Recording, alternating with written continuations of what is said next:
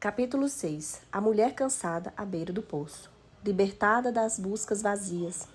Libertada para um propósito transbordante. O sol forte do meio-dia iluminava o céu sem nuvens, e a brisa da manhã desaparecera havia muito tempo. A mulher cansada, com as forças exauridas, pegou o cântaro vazio, um reflexo de sua vida vazia, e dirigiu-se ao poço de Jacó a fim de buscar água para o dia. O poço de Jacó era um lugar bem movimentado para a vida comunitária das mulheres do povoado, onde elas tinham oportunidade de sair dos limites do lar e misturar-se com as amigas. Ali tomavam conhecimento da última fofoca, contavam as novidades do povoado e compartilhavam dicas de assuntos do lar. A maioria das mulheres iam ao poço em grupos, até aqui nenhuma surpresa. Mas Ramona decidiu ir sozinha.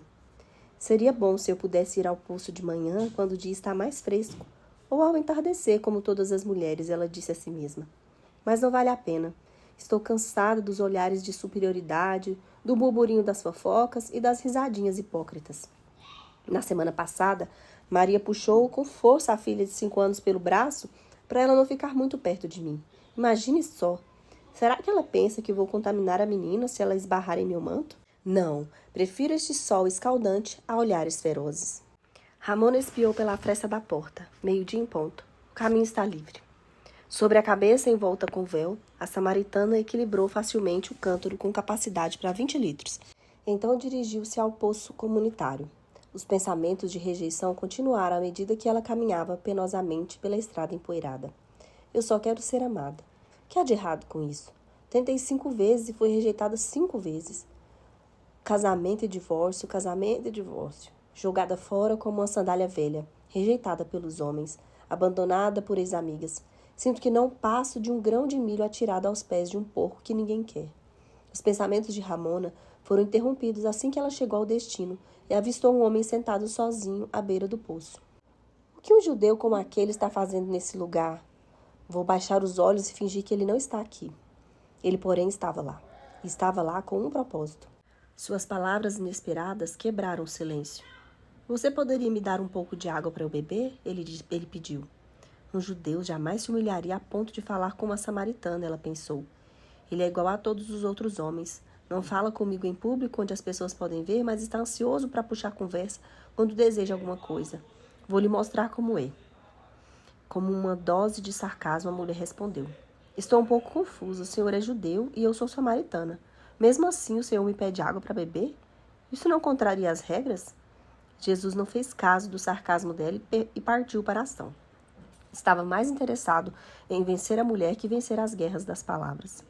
Se você soubesse quem eu sou e me tivesse pedido água, eu lhe daria água viva. Agora ele conseguiria chamar a atenção dela. O que significa aquela tal água viva? Quem era aquele homem? Sem perceber, ela pôs o cântaro no chão e começou também a baixar seus muros emocionais. E como o senhor vai conseguir essa água viva? Ela perguntou rindo. O senhor não tem sequer um balde? Vai tirar água do poço com as mãos? Nosso pai Jacó nos deu esse poço. O senhor está dizendo que é maior que Jacó? Pode nos dar alguma coisa melhor que ele deu? Embora Jesus tivesse tentado fazê-la pensar na verdade espiritual e deixando de lado uma necessidade física, ela não acompanhou o raciocínio dele. Se você beber desta água, Jesus prosseguiu, voltará a ter sede. Mas se você beber da água da qual estou falando, a água viva nunca mais terá sede. E mais, você terá uma fonte de água borbulhante que respingará em todos ao seu redor. Dê-me dessa água, ela disse. Ah, como eu gostaria de nunca mais ter de voltar a esse poço. A mulher não entendeu aquela história de água viva, mas se significasse não ter de voltar ao poço todos os dias e enfrentar os olhares de condenação e os comentários impiedosos das outras mulheres, ela aceitaria. Vá, chame o seu marido e volte. De repente, o calor que ela sentira no início começou a abandonar sua alma, e a sensação gelada de vazio voltou com violência. Eu não tenho marido, ela replicou secamente, escondendo-se atrás de uma máscara usada para ocultar as emoções. Você está certa, Jesus continuou. Que bom que admitiu isso. Aplaudo sua sinceridade. A verdade é que você teve 5 maridos, e o homem com quem vive agora não é seu marido. Portanto, está falando a verdade quando diz que não tem marido. Não houve nenhum tom de condenação na voz de Jesus. Ele simplesmente expôs os fatos como se estivesse falando das condições do tempo ou dos preços dos ovos do mercado. De repente, os anos dolorosos da vida de Samaritana passaram diante dela e ela se sentiu abandonada, emocionalmente vazia e desesperadamente sedenta. Como ele sabe essas coisas sobre mim? Ela se perguntou. Quem é este homem? É um profeta? Querendo desviar o assunto, a mulher tentou envolver Jesus num debate teológico. Tentou mudar a conversa sobre sua vida e passar para um assunto menos arriscado. Senhor, acho que é profeta. Nossos antepassados adoraram neste monte, mas vocês, os judeus, dizem que o lugar em que devemos adorar é Jerusalém. Qual desses é o correto? Creia em mim, disse Jesus. Um dia vocês não adorarão o Pai nem neste monte, nem em Jerusalém. Está chegando a hora, e de fato já chegou, em que os verdadeiros adoradores adorarão ao Pai em espírito e em verdade. São estes os adoradores que o Pai procura. Não se trata de saber onde vocês devem adorar, mas quem e como. Ah, bom, ela deu de ombros. Sei que o Messias está chegando. Quando ele vier, explicará tudo para nós. Jesus olhou resolutamente para a mulher e, pela primeira vez em seu ministério, revelou a alguém sua verdadeira identidade. Eu sou o Messias. No fundo do coração, ela sabia que era verdade. Queria rir, chorar, prostrar-se aos pés dele, mas antes que ela pudesse fazer isso, numa nuvem de pó e o ruído de vozes masculinas interromperam a conversa. Os amigos de Jesus haviam retornado do mercado e pararam subitamente, espantados por ele estar conversando a sós com uma mulher. Porém, o fato mais surpreendente ainda foi o que ele acabara de dizer: eu sou o Messias. Deixando o cântaro, a mulher correu à cidade e contou ao povo sobre o Messias que conhecera à beira do poço de Jacó. Uma análise mais cuidadosa. Preciso lhe dizer que, para mim, essa é uma das passagens mais empolgantes da Bíblia. Uma mensagem cheia de esperança para todas as mulheres que se sentem violentadas, maltratadas e esquecidas. Uma mensagem para todas as mulheres que tentaram tudo e todos para preencher a lacuna em seu coração, mas que ainda ouvem um eco do vazio soar em sua alma totalmente oca. Quero que você sinta a largura e a profundidade das palavras dessa história. Trata-se da conversa mais longa registrada entre Jesus e uma pessoa no Novo Testamento inteiro. E a conversa foi com uma mulher. Vamos nos sentar à beira do poço e ouvir uma parte da história. Os fariseus ouviram falar que Jesus estava fazendo e batizando mais discípulos do que João, embora não fosse Jesus quem batizasse, mas os seus discípulos. Quando o Senhor ficou sabendo disso, saiu da Judéia e voltou uma vez mais à Galileia. Era-lhe necessário passar por Samaria, João 4, 1-4. Jesus andara muito atarefado na Judéia e estava voltando para a Galileia. Não foi a perseguição que o forçou a afastar-se dali, mas o incrível sucesso. Sua popularidade cada vez mais fez que ele se retirasse, porque os fariseus começavam a vê-lo como ameaça. O caminho mais curto da Judéia, a Galileia, era uma estrada alta que passava pelo território samaritano. Mas os judeus costumavam atravessar o Rio Jordão e seguir um caminho mais longo para não pisar nas cidades dos desprezíveis vizinhos. No ano 721 a.C., os assírios conquistaram Israel e deportaram milhares de israelitas para a terra entre o Monte Gerizim e o Monte Ebal. Lá, os israelitas casaram com mulheres estrangeiras e passaram a ser conhecidos como samaritanos. Os judeus evitavam os samaritanos como praga, literalmente. Mantinham distância como se os samaritanos estivessem em quarentena num quarto de hospital. Existia enorme preconceito e animosidade entre os dois povos. Em resumo, eles se odiavam como duas gangues em guerra. Não foi por causa da geografia que Jesus precisou passar por Samaria, não mesmo. Ele precisava passar por Samaria por ordem do seu pai, conforme disse várias vezes aos discípulos, só fazia o que o pai lhe ordenava. Versos João 5:30, 6:38, 8:26, 9:4, 10:37-38, 12:49-50. Jesus teve que ir a Samaria por causa do destino divino. Outra tradução diz, no caminho ele tinha de passar pela região de Samaria. Estava lá em missão especial. Não foi coincidência, não um encontro casual, mas uma decisão deliberada, intencional e calculada da parte do Senhor do mundo para encontrar-se com ela. Veja bem, havia uma mulher em Samaria que tinha sido usada e abusada durante toda a vida. E Deus desceu do seu trono e a escolheu para um momento como aquele. Embora ela se considerasse perdida e sem valor, Deus a escolheu como porta-voz especial para uma cidade inteira e enviou seu filho para comissioná-la ao ministério. Jesus, portanto, tinha de ir, não por causa da geografia, mas por aquilo que seu pai escrevera em sua agenda celestial.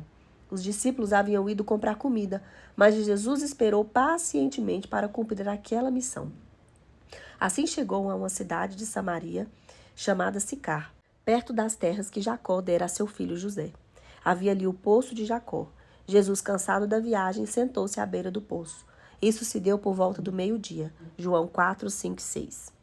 Quando eu estava assistindo a uma aula sobre filmes na faculdade, lembro de ter visto um faroeste antigo, um branco e preto, chamado Ring Non, que pode ser traduzido por meio-dia em ponto. O que tornava esse filme inédito para a época era que tratava da marcação do tempo real. A trama progredia minuto após minuto, enquanto se ouvia o tic-tac do relógio na parede da sala do xerife, e a tensão conduzia a um tiroteio ao meio-dia em ponto. Foi ao meio-dia que conhecemos a protagonista da história que examinamos. Não nas ruas empoeiradas de Radcliffe, onde a trama do faroeste que citei é encenada, mas nos caminhos hostis de Samaria ao meio-dia em ponto. De acordo com o tempo romano, eram 6 horas da tarde. Pelo tempo judaico, era meio-dia. Não há nenhum tiroteio na história em particular, mas há algumas palavras ácidas. João relata: havia ali o poço de Jacó, verso 6. O poço continua lá até hoje. Se você visitar a Terra Santa, verá com os próprios olhos aquele lugar onde as mulheres se reuniam na época de Jesus. A maioria das mulheres iam tirar água do poço para o uso diário logo de manhã, porque era mais fresco, ou no fim da tarde, mas aquela mulher foi ao meio-dia. O sol escaldante era um preço baixo a ser pago para não ser mal recebida pelas mulheres da cidade. Ela preferia o calor do sol aos ombros frios das mulheres. Assim, enquanto as mulheres se reuniam de manhãzinha para uma conversa amigável à beira do poço, a samaritana de nossa história esperava até que elas voltassem para o abrigo dos seus lares, a fim de encontrar abrigo para ela própria. Nisso veio uma mulher samaritana tirar água. Disse-lhe Jesus: dê-me um pouco de água. Os seus discípulos tinham ido à cidade comprar comida. João 4, 7 e 8. Jesus não exigiu, simplesmente pediu. Porém, o pedido em si foi radical. Os homens judeus não conversavam com as mulheres samaritanas, e ninguém ouvira falar de um judeu que tivesse bebido na taça de um samaritano. Os judeus consideravam os samaritanos impuros, e beber na taça de um samaritano tornaria um judeu impuro. Jesus, no entanto, falou diretamente com ela e com respeito. Aquilo foi, sem dúvida, radicalmente diferente de qualquer outro homem judeu que tivesse tido contato com aquela mulher. A mulher samaritana lhe perguntou: como o Senhor, sendo judeu, pede a mim, uma samaritana, água para beber? Pois os judeus não se dão bem com os samaritanos. João 4:9. A mulher deve ter pensado em todo aquele tempo em que os samaritanos haviam sido tratados como poeira sobre os pés dos judeus. Aquele pedido foi surpreendente. Ali estava aquele judeu pedindo água para beber a uma samaritana, pedindo para beber na taça de uma samaritana, um escândalo. Não pense nem por um minuto que a nacionalidade e o gênero a que a mulher pertencia foram fortuitos. Foram escolhidos intencionalmente pelo nosso Deus intencional, mas um exemplo de que o plano de Deus para livrar os cativos foi para todos os que creem. Jesus lhe respondeu: se você conhecesse o dom de Deus e quem lhe está pedindo água, você lhe teria pedido e ele lhe teria dado água viva. João 4:10. O que acontece quando alguém lhe diz: se você conhecesse? Não sei qual seria a sua reação, mas isso me faz querer saber.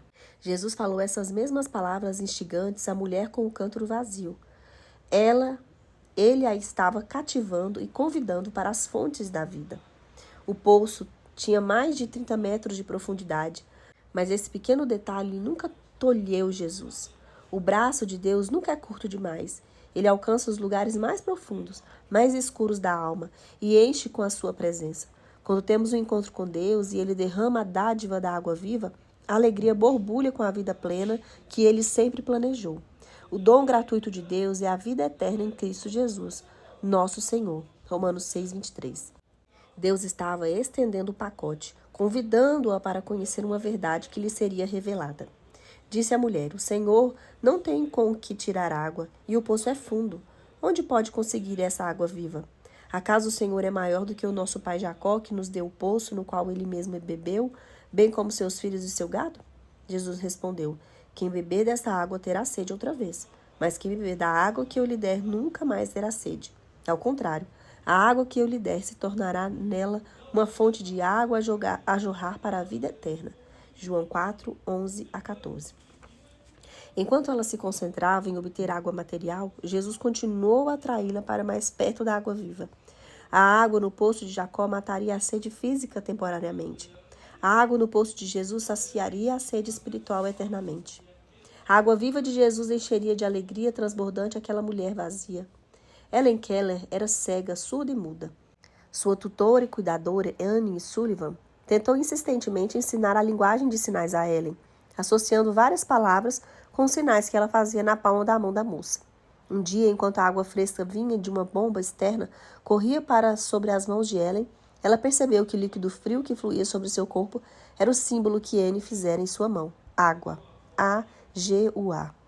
Fiquei sabendo então que A-G-U-A significava o frescor maravilhoso de alguma coisa que escorria sobre minhas mãos. Ellen disse: Aquela palavra viva despertou minha alma, deu-lhe luz, alegria, libertou-a. Assim começou a jornada de Ellen, com uma de suas descobertas mais incríveis, palavras. Quando, entendendo o conceito de água viva, o efeito é o mesmo. Deus despertou nossa alma, dá-nos luz, alegria, liberta-nos. Porém, a mulher à beira do poço não havia ainda passado por essa experiência.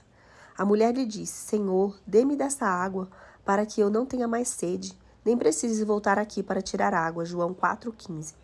Um momento. Por acaso ela disse: dê-me dessa água? Não era isso que Jesus queria dela?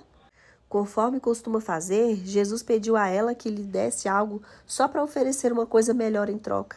Essa é a verdadeira definição de redenção. Ele lhe disse: vá, chame seu marido e volte. Não tenho marido, respondeu ela. Disse-lhe Jesus: você falou corretamente, dizendo que não tem marido. O fato é que você já teve 5 e o homem com quem agora vive não é seu marido. O que você acabou de dizer é verdade. João 4, 16 a 18. Jesus ergueu a cortina da história da vida daquela samaritana e todos os eventos foram expostos diante dela. Conte quantos foram. 1, 2, 3, 4, 5. 5 maridos e um extra. Não sabemos porque ela se divorciou 5 vezes. Naquela época, o homem podia divorciar-se da mulher se ela saísse de casa com os cabelos soltos ou se falasse com um homem em público. O marido poderia divorciar-se até se a mulher queimasse o pão ou ele decidisse que não gostava mais dela. Não precisava muita coisa, mas fosse quais fossem os motivos, aquela mulher havia sido usada, maltratada e descartada pelos homens que ela amara e em quem confiara. Isso também nos dá uma ideia de que ela não era jovem. É preciso tempo para passar por tantas rejeições. Sem dúvida, os anos de coração partido e sonhos despedaçados foram gravados em seu rosto queimado pelo sol. Da mesma forma que ela retirara o balde cheio de esperança do poço de cada novo casamento, seus sonhos espirravam nos solos ressequidos do divórcio 5 vezes. O anseio por amor a deixou vazia interiormente e a levou a tomar uma decisão errada. O homem número 6. Jesus falou sobre o passado dela sem nenhum sinal de condenação ou rejeição na voz. A bem da verdade, ele aplaudiu a sinceridade dela. Mudou a conversa para o lado pessoal e chegou mais perto do ponto central do assunto, a questão do coração. Jesus sempre muda a conversa para o lado pessoal quando está prestes a libertar alguém. E ele está sacudindo as chaves da prisão. Disse a mulher: Senhor, vejo que é profeta. Nossos antepassados adoraram neste monte, mas vocês, judeus, dizem que Jerusalém é o lugar onde se deve adorar.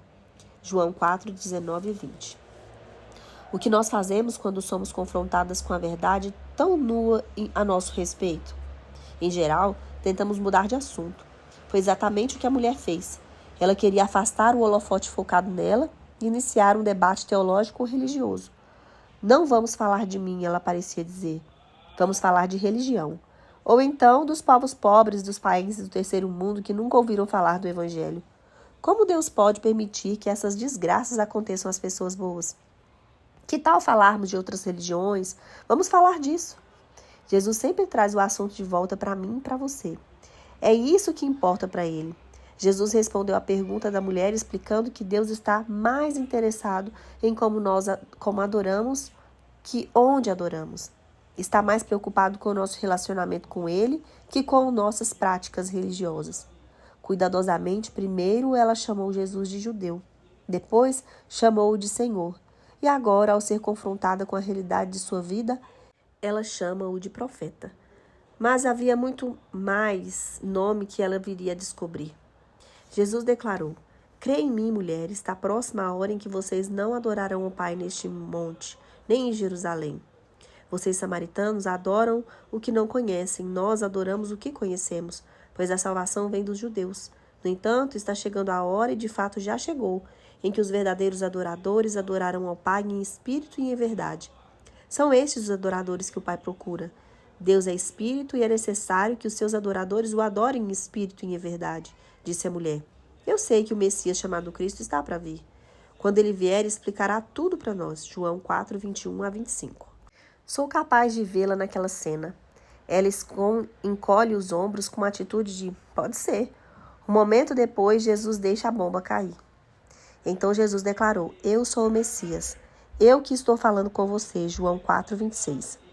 No grego, a linguagem original do Novo Testamento, a palavra Messias não é usada no versículo 26. Jesus disse literalmente: Eu que estou falando com você, sou. Essas palavras remontam a Êxodo, quando Moisés disse a Deus: Quando eu chegar diante dos israelitas e lhe disser o que o Deus dos seus antepassados me enviou a vocês, e eles me perguntarem qual é o nome dele, que lhes direi? Disse Deus a Moisés: Eu sou o que sou. É isso que você dirá aos israelitas: Eu sou, me enviou a vocês. Êxodo 3, 13 e 14. Deus disse que seu nome é Eu Sou. Ele era, ele é e ele sempre será. Quando disse Eu sou em João 4, 26, Jesus estava equiparando-se a Deus. Mais tarde, em João 8, 58, ele disse: Eu lhes afirmo que antes de Abraão nascer, eu sou. Ele estava expressando sua existência eterna e sua completa unicidade com Deus. Jesus não havia dito nenhuma vez a ninguém, de forma tão direta, que ele era o Messias. Nunca mais, até o dia de sua grande provação, ele repetiu essas palavras. No entanto, para aquela samaritana, usada e maltratada, que havia sido rejeitada por homens, Jesus revelou a verdade mais importante de toda a criação, o que ela foi escolhida por Deus. Naquele momento, os seus discípulos voltaram e ficaram surpresos ao encontrá-lo conversando com uma mulher. Mas ninguém perguntou: que queres saber? Ou-lhe por que está conversando com ela? João 4, 27. Você é capaz de imaginar? Os discípulos voltaram das compras e encontraram Jesus conversando com a mulher. E não era uma mulher qualquer, era uma samaritana.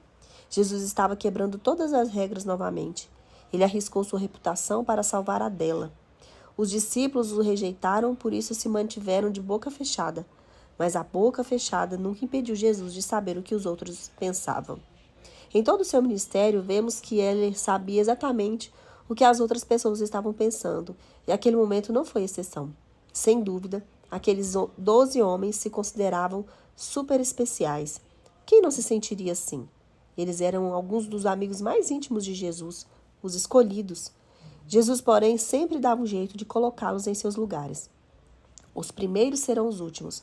Sirvam como eu sirvo. Lavem os pés uns dos outros. Portanto, eles depararam com a cena de Jesus doutrinando uma samaritana e usando-a como recurso visual para ensiná-los. Isso, minha amiga, foi humilhante. Vocês, homens, querem ver como se faz? Vejam isso. O tempo de Deus para os eventos daquele dia não foi coincidência. Se eles tivessem chegado antes, teriam interrompido a conversa. Conforme planejado por Deus, eles chegaram no momento em que Jesus estava dizendo: Eu sou o Messias. Eu que estou falando com você. Ela ouviu. Eles ouviram. Eles ouviram que ela ouviu. O tempo que permaneceram ausentes de um momento em que chegaram indicam mais uma vez o controle divino de Deus sobre os tempos e os fatos. Naquele momento, os discípulos devem ter imaginado que Jesus tinha um jeito próprio de fazer as coisas. Mas eles eram lentos, muito lentos, para entender que aquela parte do plano de Jesus era libertar as mulheres dos grilhões culturais, sociais e religiosos que as mantinham cativas. Posteriormente, Paulo escreveu: Não há judeu nem grego, escravo nem livre, homem nem mulher, pois todos são um em Cristo Jesus. Gálatas 3:28. Então, deixando seu cântaro, a mulher voltou à cidade e disse ao povo: Venham ver um homem que me disse tudo o que tenho feito. Será que ele não é o Cristo? Então saíram da cidade e foram para onde ele estava. João 4:28-30. Você acha que Jesus sabia onde a mulher estava indo e o que ia fazer? Claro que sabia. Não tentou impedi-la, não disse: espere um pouco, irmãzinha. Essa conversa é somente entre nós dois. Você não pode sair por aí agindo como um evangelista. As mulheres não podem fazer isso. Ninguém vai dar ouvido a você. Deixe essa função para os homens. Cuidaremos disso daqui em diante. Não. Provavelmente, com um sorriso no rosto, Jesus viu quando ela deixou o cântaro na beira do poço, com uma criança animada, e correu à volta da cidade para contar a novidade. Veja só o jeito dela. Ele deve ter pensado. Acho até que chegou a rir. Em seguida, Jesus virou-se para os discípulos atônitos. Ele sabia o que estavam pensando, mas em vez de mencionar as perguntas julgadoras dos discípulos, simplesmente começou a usar a oportunidade como os outros momentos de ensaio. Explicou o que em breve aconteceria. Os campos estavam maduros para as colheitas, ele explicou. Depois chamou-lhes a atenção para um membro recém-designado para o trabalho, que faria parte daquela colheita em particular, uma mulher. Ela ajuntou os frutos pendurados nos galhos mais baixos, apanhou-os e voltou com a colheita que o mestre jardineiro aguardava. Na prática, Jesus estava dizendo: tomem nota, rapazes, prestem atenção. Essa pequenina mulher lhe mostrará como se faz. Assim que ele terminou a lição, João 4:31-38, a mulher voltou acompanhada do vilarejo inteiro. Jesus usou as ações dela como ferramenta de ensino para os seus amigos mais próximos. Muitos samaritanos naquela cidade creram nele por causa do seguinte testemunho dado pela mulher. Ele me disse tudo o que tenho feito. João 4:39. Os habitantes do vilarejo não foram até Jesus porque a mulher iniciou um debate teológico com eles. Foram porque ela lhes contou o que Jesus havia feito em sua vida. Foram por causa do testemunho dela. Apocalipse 12:11 diz: Eles, os que creem, e venceram Satanás pelo sangue do Cordeiro e pelas palavras do testemunho que deram. Não é admirável saber que nossas palavras, as palavras do que Jesus tem feito em nossa vida, têm poder suficiente para estar na mesma frase que a expressão o sangue do Cordeiro? A vida da mulher dessa história não foi um conto de fadas, mas teve um final igual aos dos contos de fadas. Finalmente, seu príncipe havia chegado. Libertada das buscas vazias. Todos nós chegamos ao mundo com sede. A partir do momento em que meu filho chorou pela primeira vez na sala de parto, ele começou a procurar alguma coisa para beber. Deus planejou que fosse assim. Nosso corpo compõe-se de 50% a 60% de água e precisa ser reabastecido continuamente. Quando não temos água para beber, a pele fica pegajosa, os olhos coçam e a cabeça começa a latejar. Precisamos de água para que a boca tenha umidade suficiente para engolir, para que os órgãos vitais funcionem a contento e as juntas tenham lubrificação suficiente para flexionar. Se passarmos uma semana sem água, ficaremos desidratados e morreremos. Chegamos também ao mundo com sede espiritual. A partir do momento em que o cordão umbilical é cortado e não mais recebemos nutrientes de nossa mãe, começamos uma jornada para descobrir a água viva que nos satisfaça a alma. Não sabemos ainda, mas Deus colocou esse desejo em cada uma das portadoras de sua imagem.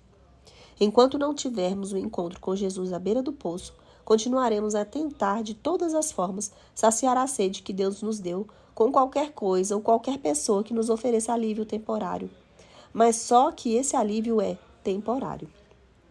Somente quando tivermos um relacionamento com Jesus é que descobriremos o propósito supremo para o qual fomos criados. O encontro e o casamento entre nós e Deus, a esperança mais sublime, mais santa e mais feliz do coração humano, aquela fome e sede com as quais todos nós nascemos, a busca, o anseio.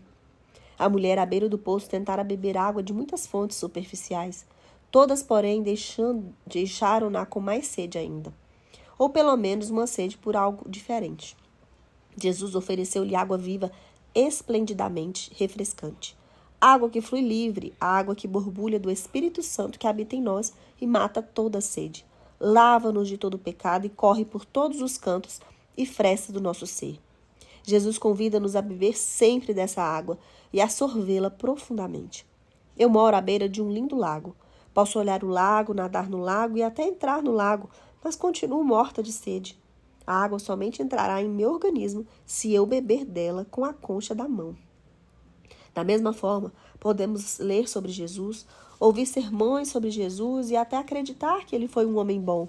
Porém, enquanto não acreditarmos verdadeiramente que Jesus é o Filho de Deus, o Messias, que morreu por nossos pecados e ressuscitou, enquanto não tivermos um relacionamento com Jesus para que ele seja Senhor da nossa vida, continuaremos sedentas. E a mulher à beira do poço? Ela aceitou o convite, acreditou. Na série As Crônicas de Nárnia, de C.S. Lewis, apresenta uma nova personagem, a Cadeira de Prata. Gil se vê transportada para Nárnia como se fosse um sonho. A primeira figura que ela encontra é Aslan, o leão, a figura de Cristo. Aslan aparece por um momento e depois retorna lentamente para a floresta. Gil fica com medo terrível de encontrar-se com o leão, mas sua sede, cada vez maior, a leva a procurar água. Essa não. Gil avista um riacho, mas tem de passar por Aslan para chegar lá. Não está com sede? Perguntou o leão. Estou morrendo de sede. Então beba. Será que eu posso? Você podia arredar um pouquinho para lá enquanto eu mato a sede? A resposta do leão não passou de um olhar e um rosnado baixo. Gil se deu conta disso ao defrontar o corpanzil. Como pedir a uma montanha que saísse do seu caminho? O delicioso murmúrio dos riachos era de enlouquecer. Você promete não fazer nada comigo se eu for? Não prometo nada, respondeu o leão. A sede era tão cruel que Gil deu um passo sem querer. Você come meninas? Perguntou ela. Já devorei meninos e meninas, homens e mulheres, reis e imperadores, cidades e reinos, respondeu o leão sem orgulho, sem remorso, sem raiva, com a maior naturalidade. Perdi a coragem, suspirou Gil. Então vai morrer de sede. Oh, que coisa mais horrível, disse Gil dando um passo à frente. Acho que vou ver se encontro outro riacho. Não há outro, disse o leão. Amiga, não há outro riacho mediante o qual o nosso vazio seja verdadeiramente preenchido. Nenhuma pessoa, nenhum lugar, nenhum bem material satisfará o vazio moldado por Deus em nosso coração. Somente Jesus, a água viva, satisfará estupendamente. Ele não satisfaz apenas nossa sede, mas preenche também os espaços vazios até transbordar, para que possamos compartilhar com outras pessoas o caminho para a vida eterna. Libertada para um propósito transbordante. Nossa irmã, que conheceu Jesus quando ele a aguardava na beira do poço, foi libertada das buscas vazias e libertada para um propósito transbordante. Ela entendeu imediatamente o que tinha de fazer, contar a alguém. Ninguém a forçou, ela foi compelida a isso. Não acontece o mesmo com você e comigo? Finalmente entendemos. Deus abre-nos os olhos para a verdade. Jesus satisfaz o anseio do nosso coração, um anseio que nunca podemos identificar completamente. E depois queremos que todos sintam também essa satisfação. A alegria borbulha e espirra nas pessoas à nossa volta. Venha ver, a mulher gritou. Ela viu Jesus e agora seu povoado via Jesus nela. Deus tinha um plano para aquela mulher. Ela fizera más escolhas ao longo do caminho, mescladas com a violência e os maus tratos que sofreram dos homens. Mas aquilo não impediu o plano de Deus para ela. Assim como diamantes expostos sobre veludo preto, seu passado obscuro serviu como um pano de fundo contrastante sobre a qual brilhara a transformação milagrosa de sua vida. Não sabemos o nome dela, mas Jesus sabia. E além do nome, ele sabia tudo sobre ela. Jesus também sabe o nosso nome, nossos sonhos e nossos pecados secretos. Jesus conhece nossos erros passados, presentes e futuros. Ainda assim, ele nos escolhe para propósitos específicos na obra do seu reino. Paulo diz, olho nenhum viu, ouvido nenhum ouviu, mente nenhum imaginou o que Deus preparou para aqueles que o amam. 1 Coríntios 2:9. Não há nenhum obstáculo no caminho de Deus que o impeça de usar a pessoa que ele escolheu, nem mesmo nossa vida caótica. E apesar de, na época de Jesus, as mulheres não serem consideradas testemunhas idôneas, aquela mulher foi a testemunha que Deus escolheu para proclamar as boas novas de Jesus Cristo a uma cidade inteira. Ela deixou seu cântaro com água, com um símbolo de sua antiga vida ressequida, e correu para espirrar as boas novas da chegada do Messias em todos que quiseram ouvi-la. Pode ter sido a primeira vez que Deus usou uma mulher para evangelizar uma comunidade, mas com certeza não seria a última. O general William Bolt, fundador do Exército da Salvação, disse: "Alguns dos meus melhores homens são mulheres." No século XIX, as mulheres do Exército da Salvação percorreram bairros extremamente pobres da Inglaterra, trabalhando onde a polícia tinha medo de aventurar-se, onde os subúrbios eram governados por criminosos, em suas ruas era um terreno fértil para a violência e toda sorte de maldade. Mas as mulheres do Exército de Salvação marcharam corajosamente em direção àquele campo de batalha. Catherine, mulher de William, era uma pregadora bastante conhecida na época. William nunca a impediu de fazer isso.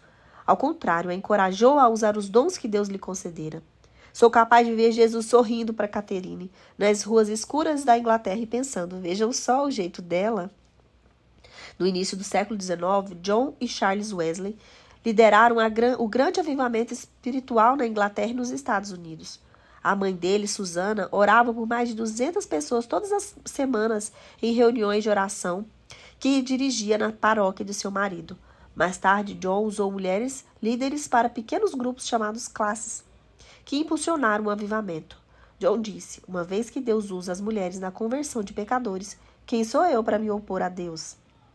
Uma das evangelistas mais eficientes do nossos dias é Anne Graham Lost, filha de Billy Graham.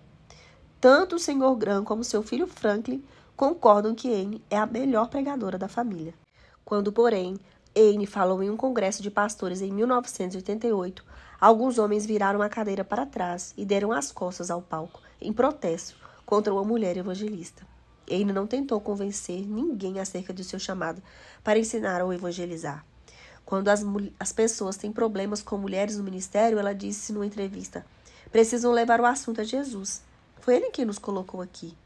Sou imensamente grata à doutora Henrietta Mears, da primeira igreja presbiteriana de Hollywood, em Los Angeles. Ela dirigiu um estudo bíblico ao qual um jovem chamado Bill Brint compareceu. Ao ouvir os ensinamentos da doutora Mears, Brint entregou sua vida a Cristo. Mais tarde, ele fundou o Campus Crusade for Christian, Cruzada Universitária para Cristo, uma organização que já ajudou a conduzir um número aproximadamente de 54,5 milhões de pessoas a Jesus. Desde 1951, o Ministério do Campus Crusade levou mais de 4,5 bilhões de divulgações do Evangelho ao mundo inteiro. Billy Graham, que foi pupilo de Henrietta Mears, fez este comentário: conheço a senhora Henrietta Mears há aproximadamente 15 anos. Ela exerceu uma influência extraordinária, tanto direta quanto indiretamente em minha vida. Na verdade, duvido que outra mulher, com exceção de minha esposa e minha mãe, tenha exercido uma influência tão marcante. Seu espírito bondoso, sua vida devocional, sua perseverança no evangelho simples e seu conhecimento da Bíblia têm sido fonte contínua de inspiração e admiração para mim. Ela é certamente a cristã mais notável que conheci. Henrietta Mears não se casou nem teve filhos, mas foi muito importante no reino de Deus. Mergulhou nos propósitos de Deus para a sua geração e que colheita ela conseguiu. Que mulher! Nunca me esquecerei de quando falei num retiro em Massachusetts. Cerca de 300 mulheres reuniram-se no hotel para um fim de semana de louvor, oração e pregação. Abrimos a Bíblia juntas, oramos de mãos dadas e misturamos as vozes em louvor. Entre as 300 mulheres, num canto afastado da sala, havia um homem cuidando do sistema de som, desde o início da sessão de sexta à noite. Deus cutucou meu coração para orar por George. Na manhã de domingo, todos nós levantamos e louvamos a Deus por sua obra transformadora e espetacular entre as mulheres nas últimas 48 horas. Agradecemos especialmente a Deus a vida de nosso novo irmão em Cristo, George. Naquela manhã de domingo, George aceitou Jesus como seu Salvador. Deus usou ensinamentos, testemunhos e o coração terno das mulheres que oraram para conduzir aquele homem ao poço, a Jesus. Ele creu e passou a fazer parte da família de Deus. Imagine só, Deus usou as mulheres, um exército de evangelistas, para arrolar a mais recente recruta de Deus. O Senhor deu a palavra, grande é a falange das mensageiros das boas novas. Salmos 68:11. Nossa amiga à beira do poço era rejeitada socialmente, Mas Jesus lançou sua rede e fisgou-a. Substituiu seus sentimentos de rejeição por respeito e usou-a como catalisadora para a salvação de muita gente. Os discípulos foram à cidade porque estavam com fome. A mulher foi à cidade para buscar pessoas famintas. Ela não era mais uma cidadã de segunda classe, relegada à última fileira da galeria. Agora estava sentada na primeira fila para assistir o maior espetáculo da terra. E naquele exato momento, Jesus tirou-a do meio do povo e colocou-a no centro do palco, no papel de protagonista. Por que João incluía essa história em seu evangelho? Como ocorre em outros relatos, ele teve de incluí-lo. Mas estes foram escritos para que vocês creiam que Jesus é o Cristo, o Filho de Deus, e crendo, tenha vida em seu nome. João 20, 21. Penso que Deus fez questão que essa história fosse incluída só para mim e para você. Radical, extraordinária, libertadora. Uma coisa João se esqueceu de nos contar, o nome da mulher. Achei bom.